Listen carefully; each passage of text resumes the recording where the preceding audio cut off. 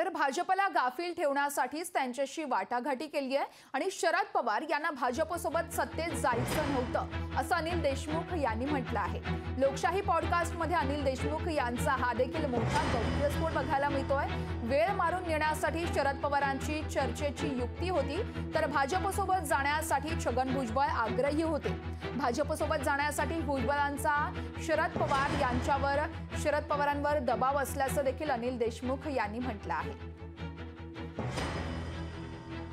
म्हणतात की चर्चा वारंवार व्हायची बैठकांमध्ये राष्ट्रवादीच्या, स्वतः पवार साहेब सांगायचे की आपल्याला भाजपसोबत जायचं आहे।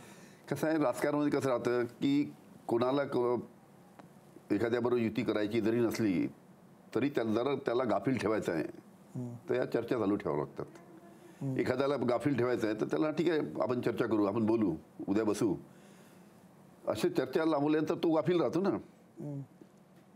ते जे सांगतात त्याच पद्धतीने पवार साहेब म्हटलं ठीक आहे करा चर्चा त्यांच्याशी, पाहू काय तर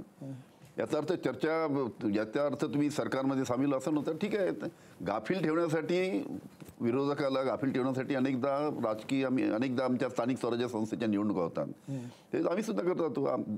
त्यांच्यावर युती करायची इच्छा नसते पण त्यांना गाफील ठेवण्यासाठी हा ठीक आहे आपण बसू, चर्चा करू, याचा अर्थ त्यांच्यावर जायची इच्छा नाही। पण